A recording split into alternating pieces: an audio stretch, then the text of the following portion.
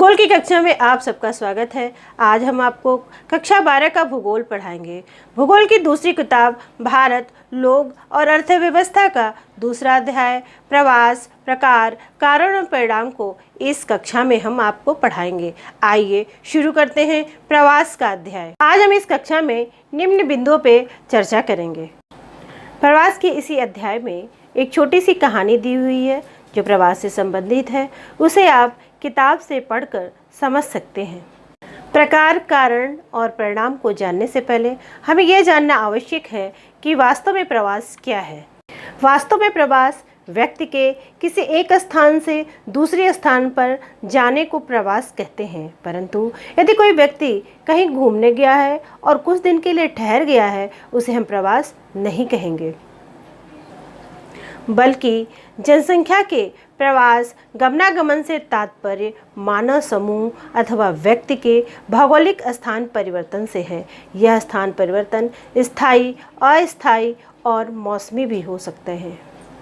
उदाहरण के लिए कुछ व्यक्ति प्रतिदिन अपनी आजीविका को कमाने के लिए एक स्थान से दूसरे स्थान अथवा एक नगर से दूसरे नगर या गांव से बड़े नगर को अपने रोजगार के लिए जाते हैं। सुबह जाते हैं और शाम को पुनः अपने घर वापस आ जाते हैं। उसे हम दैनिक प्रवास कहते हैं। इसी प्रकार शीत ऋतु में ऊंचे पहाड़ों पे जब बर्फ़ जम जाती है तो वहाँ के निवासी नीचे मैदानों में उतर आते हैं और अपना रोज़गार करने लगते हैं। और जब पुनः सर्दियाँ शुरू हो जाती हैं और मैदानों में गर्मियाँ होने लगती हैं तो वह लोग पुनः ऊंचे पहाड़ों की तरफ पलायन कर जाते हैं। इसे हम मौसमी प्रवास कहते हैं। प्रवास देश, काल, दूरी, दिशा के आधार पर भी बांटा जाता है।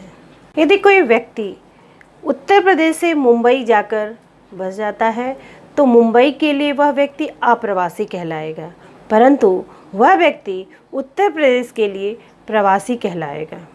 भारतीय प्रसार भारत का इतिहास देश के विभिन्न भागों में प्रवासियों की तरंगों का साक्षी रहा है कि कैसे भारत के लोग बाहर गए भारत से और कैसे दूसरे देश से भारत में आए। इसे हम 3 तरंगों के रूप में पढ़ेंगे। यह 3 तरंगों का अर्थ है कि 3 अवधियां, तीनों अवधियों में किस तरह से प्रसार हुआ है। भारतीय प्रसार की प्रथम तरंग उपनिवेश काल। उपनिवेश काल मतलब ब्रिटिश काल के दौरान अंग्रेजों द्वारा उत्तर प्रदेश और बिहार से मॉरिशस, कैरेबियन द्वीपों, उसमें कैरेबियन द्वीपों में ट्रिनिडाड, टोबैगो और गुयाना तथा फिजी और दक्षिणी अफ्रीका फ्रांसीसियों और जर्मनों द्वारा रियूनियन द्वीप, गुयाडेओ, मार्टिनिक और सूरीनाम में फ्रांसीसी तथा डच लोगों और पुर्तगालियों द्वारा गोवा, दमन और द्वीप, अंगोला, मोजाम्बिक व अन्य देशों में करारबद्ध लाखों श्रमिकों को रोपण कृषि में कार्य करने के लिए भेजा गया और उन्हें वहीं पर जाकर बसा दिया गया। भारतीय प्रसार की दूसरी तरंग यानी कि द्वितीय तरंग प्रवासियों की दूसरी तरंग में नूतन समय में व्यवसायियों, शिल्पियों, व्यापारियों और फैक्ट्री मजदूरों के रूप में आर्थिक अवसरों की तलाश में निकटवर्ती देश Thailand, Malaysia, Singapore, Indonesia, Brunei इत्यादि देशों में व्यवसाय के लिए भेजे गए। और यह प्रवृत्ति आज भी जारी है कि लोग यहाँ से भारत से पड़ोसी देशों में व्यापार के लिए या रोजगार के लिए जाते हैं। भारतीय प्रसार की तीसरी तरंग प्रवासियों की तीसरी तरंग 1990 में वैश्वीकरण के बाद जो कुशल व्यक्ति थे जैसे डॉक्टर, इंजीनियर, मैनेजमेंट के लोग उच्च जीवन व्यतीत करने के लिए एवं अधिक धन कमाने के लिए भारत देश को छोड़कर ये लोग संयुक्त राज्य America, Canada, Britain, Germany, Australia, New Zealand और अनेक देशों में जाकर बस गए। इस प्रकार इस अवधि में बड़ी संख्या में तीव्र गति से भारत से प्रवास हुआ। इन सभी देशों में भारतीय प्रसार ने अपने अपने देशों के विकास में महत्वपूर्ण भूमिका निभा रहे हैं। यानी कि जो लोग यहाँ से चले गए, अच्छे व्यक्ति, कुशल व्यक्ति, वो लोग जिस देश में जाके बसे हैं वो वहाँ पर एक महत्वपूर्ण भूमिका निभा रहे हैं तथा अपने देश की आर्थिक विकास कर रहे हैं। प्रवास तथा भारतीय जनगणना के अंतर्गत प्रवास की सूचना, इसके अंतर्गत हम आज पढ़ेंगे। दिमाग में एक प्रश्न उठेगा कि प्रवास की सूचना व आंकड़े आते कहाँ से हैं, यानी कि हमें प्राप्त कहाँ से होते हैं। तो वास्तव में यह सूचना हमें जनगणना से प्राप्त होती है। जब देश में जनगणना होती है तब हमसे कुछ प्रश्न पूछे जाते हैं, उसमें प्रवास से भी संबंधित प्रश्न होते हैं। वहीं से हमें जानकारी मिलती है कि प्रवास कितने व्यक्तियों ने किया और कौन व्यक्ति कहाँ से आए। भारत में पहली संपूर्ण जनगणना 1881 ईस्वी में हुई। इस जनगणना में प्रवास से संबंधित जानकारी जन्म के आधार पर दर्ज की गई। इन आंकड़ों को जन्म के स्थान के आधार पर दर्ज किया गया था, परंतु 1961 की जनगणना में पहला मुख्य संशोधन किया गया था और उसमें 2 घटक अर्थात जन्म स्थान अर्थात गांव या नगर और यदि अन्यत्र जन्मा है तो निवास की अवधि सम्मिलित किए गए। इसके बाद 1971 के पिछले निवास के स्थान और गणना के स्थान पर रुकने की अवधि की अतिरिक्त सूचना को समाविष्ट किया गया। प्रवास के कारणों पर सूचना का समावेश 1981 की जनगणना में किया गया, जिसका क्रमिक जनगणनाओं में संशोधन किया गया। भारत की जनगणना में प्रवास की गणना 2 आधारों पर की जाती है। पहला, जन्म स्थान। यदि जन्म स्थान गणना के स्थान से भिन्न है तो उसे जीवन पर्यंत प्रवासी के नाम से जाना जाता है। दूसरा है निवास स्थान। यदि निवास का पिछला स्थान गणना के स्थान से भिन्न है तो इसे निवास के पिछले स्थान से प्रवासी के रूप में जाना जाता है। 2011 की जनगणना के अनुसार देश के 121 करोड़ लोगों में से 45.6 करोड़ ऐसे प्रवासियों की संख्या थी जो निवास के पिछले स्थान के संदर्भ में थे। निवास के पिछले स्थान के संदर्भ में यह संख्या 31.5 करोड़ थी। प्रवास की धाराएं या प्रकार। प्रवास की धाराएं 2 प्रकार की हैं, आंतरिक प्रवास और अंतर्राष्ट्रीय प्रवास। आंतरिक प्रवास के अंतर्गत व्यक्ति चाहे राज्य के अंदर प्रवास करे या राज्य के बाहर प्रवास करे, उसे आंतरिक प्रवास कहते हैं। यानी कि व्यक्ति देश के अंदर ही प्रवास करता है, उसे आंतरिक प्रवास कहते हैं। आंतरिक प्रवास की 4 धाराएं होती हैं। पहला, ग्रामीण से ग्रामीण प्रवास। दूसरा, ग्रामीण से नगरीय प्रवास। तीसरा, नगरीय से नगरीय प्रवास और चौथा, नगर से ग्रामीण प्रवास। आइए देखते हैं पहला, ग्रामीण से ग्रामीण प्रवास। ग्रामीण से ग्रामीण प्रवास के अंतर्गत एक गांव से दूसरे गांव होने वाले प्रवास को हम ग्रामीण प्रवास कहते हैं। भारत में ग्रामीण से ग्रामीण प्रवास में महिलाओं की संख्या सर्वाधिक है, क्योंकि महिलाएं विवाह के बाद एक गांव से दूसरे गांव को चली जाती हैं, यानी कि ससुराल चली जाती हैं और वहां पे जाकर बस जाती हैं। इसे हम ग्रामीण प्रवास कहते हैं। ग्रामीण से नगरीय प्रवास। इस धारा के अंतर्गत महिलाओं की तुलना में पुरुष की संख्या अधिक है, क्योंकि अंतर्राज्यीय प्रवास स्तर पर अधिक होता है। ग्रामीण से नगरीय प्रवास। भारत में इस धारा के अंतर्गत महिलाओं की तुलना में पुरुष की संख्या अंतर्राज्यीय प्रवास स्तर पर अधिक होता है, क्योंकि पुरुष रोजगार की तलाश में प्रवास करता है। नगर से नगर प्रवास। इसके अंतर्गत व्यक्ति एक नगर से दूसरे नगर को प्रवास करता है, यानी कि छोटे नगर से बड़े नगर को प्रवास करता है। राज्य के अंदर प्रवास की तुलना में राज्य के बाहर प्रवास अधिक होता है। इस धारा में पुरुष की संख्या अधिक होती है। इस धारा के अंतर्गत छोटे नगर से बड़े नगर में व्यक्ति रोजगार की तलाश में या आजीविका कमाने के लिए बड़े नगरों में प्रवास करते हैं।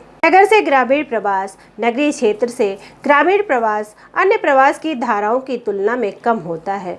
जब व्यक्ति सेवानिवृत्त हो जाता है तब वह अपने गांव की ओर जाता है। इस प्रकार राज्य के बाहर व राज्य के अंदर ग्रामीण से ग्रामीण प्रवास धारा में स्त्रियों की संख्या अधिक है जबकि पुरुषों का कम है। इसके विपरीत राज्य के अंदर गांव से नगर प्रवास में स्त्रियों की संख्या कम तथा पुरुषों की अधिक है जबकि पुरुष रोजगार की तलाश में गांव से नगर की ओर जाता है। अंतर्राष्ट्रीय प्रवास।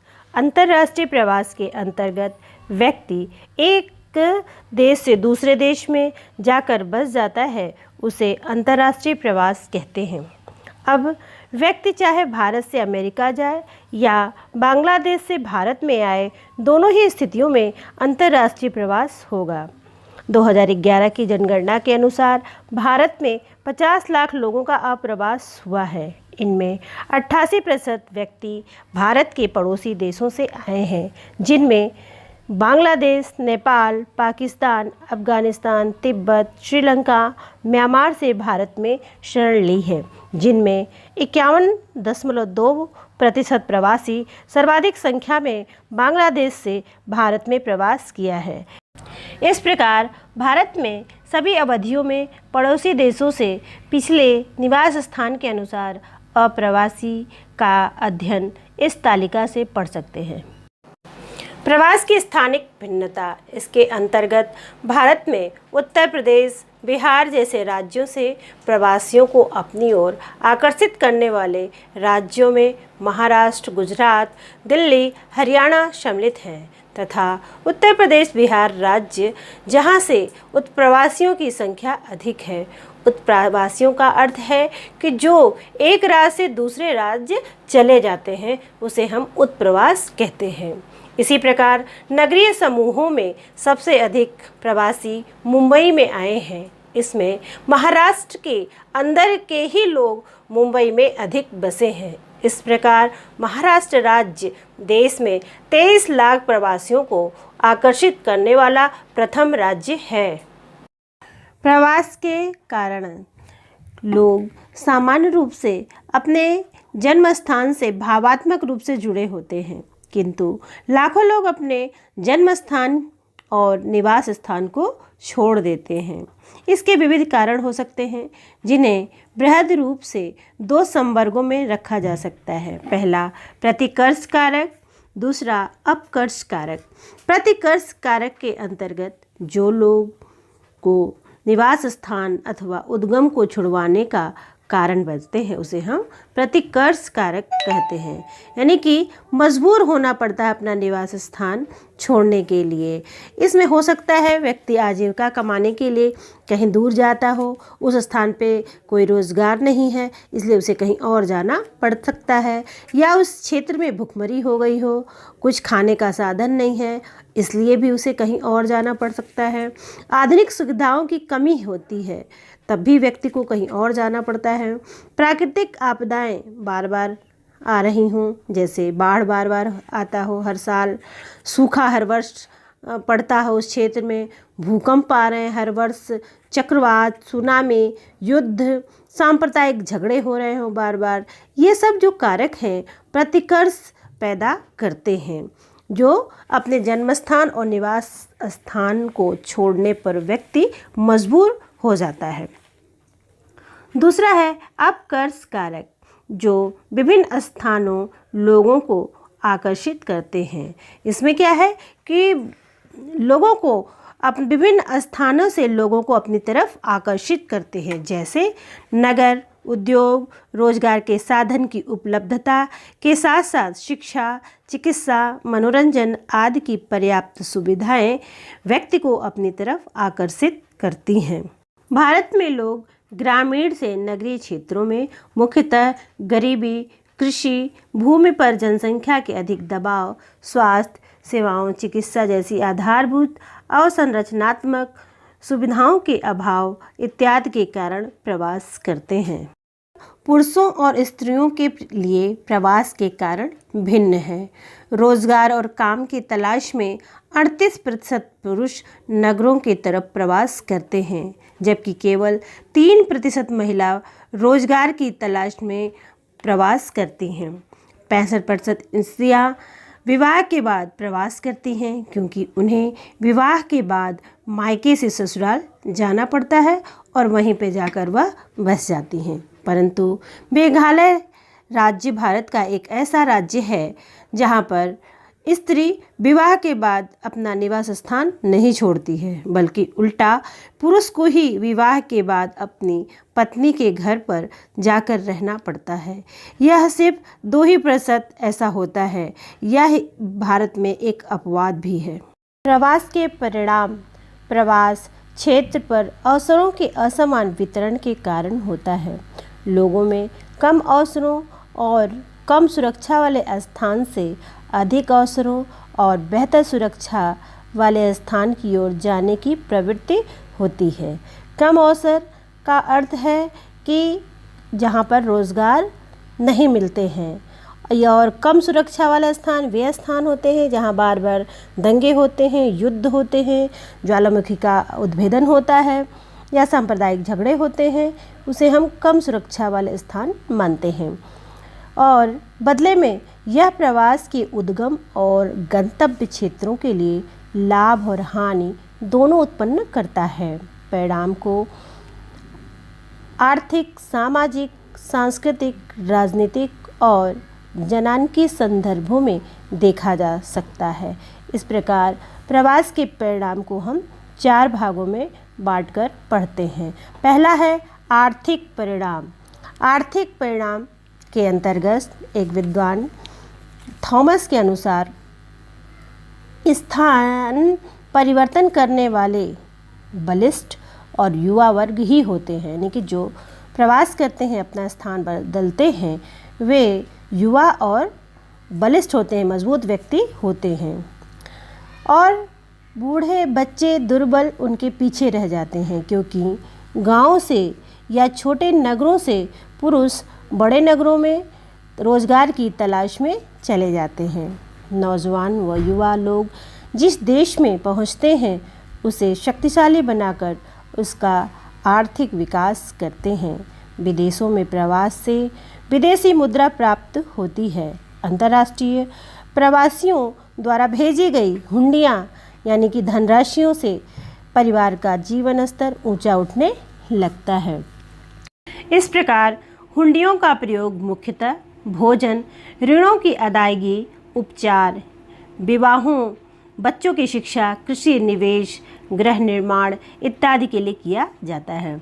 बिहार, उत्तर प्रदेश, उड़ीसा, आंध्र प्रदेश, हिमाचल प्रदेश इत्यादि के हजारों निर्धन गांवों की अर्थव्यवस्था के लिए ये हुंडियाँ जीवनदायक रक्त का काम करती हैं। दूसरी ओर भारत में होने वाले अनियंत्रित आंतरिक प्रवास से भारत के महानगरों में मलिन बस्तियां, झुग्गी झोपड़ियां तथा भीड़ भाड़ की समस्या उत्पन्न हो जाती है। भारत के महाराष्ट्र, गुजरात, दिल्ली, तमिलनाडु जैसे औद्योगिक विकसित राज्यों में गंदी बस्तियों का तेजी से विकास हुआ है।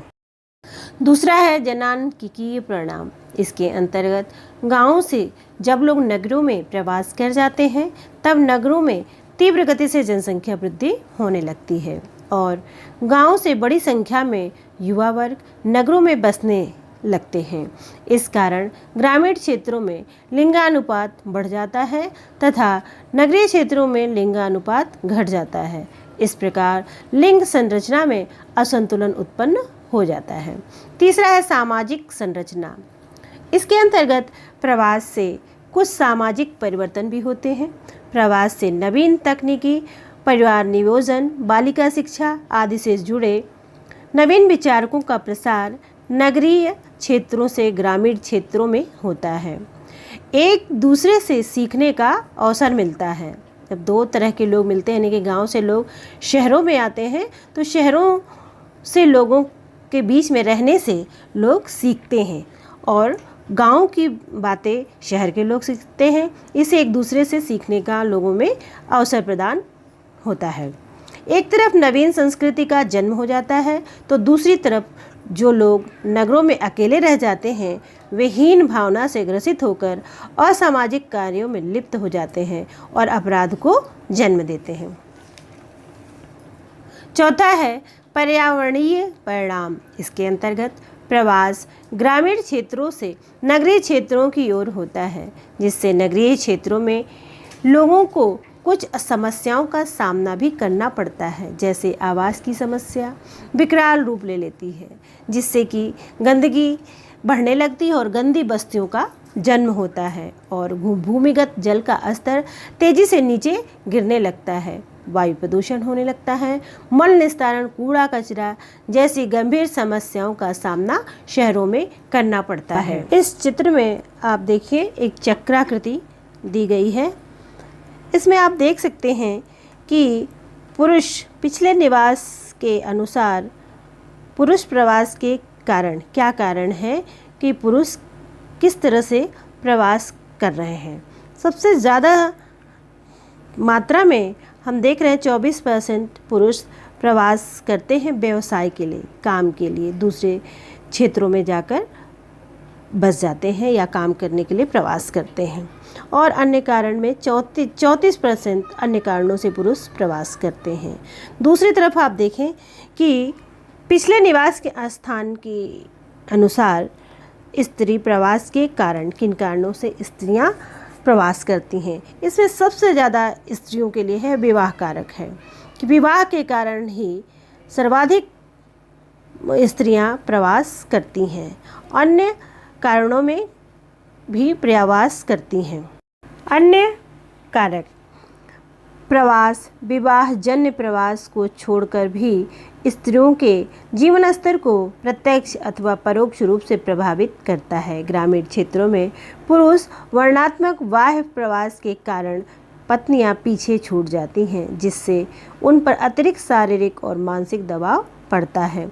शिक्षा अथवा रोजगार के लिए स्त्रियों का प्रवास उनकी स्वायत्तता और अर्थव्यवस्था में उनकी भूमिका को बढ़ा देता है, किंतु उनकी सुभेद्यता भी बढ़ती है। कहने का तात्पर्य यह है कि प्रवास महिलाओं के जीवन पर गहरा प्रभाव डालता है। ग्रामीण क्षेत्रों में रोजगार की तलाश में पुरुष अपनी पत्नी को छोड़कर, घर में छोड़कर नगर की ओर प्रवास करते हैं, जिससे महिलाओं पर शारीरिक और मानसिक रूप से उनके ऊपर दबाव पड़ता है। इस प्रकार प्रवास का अध्याय यहीं पर समाप्त होता है।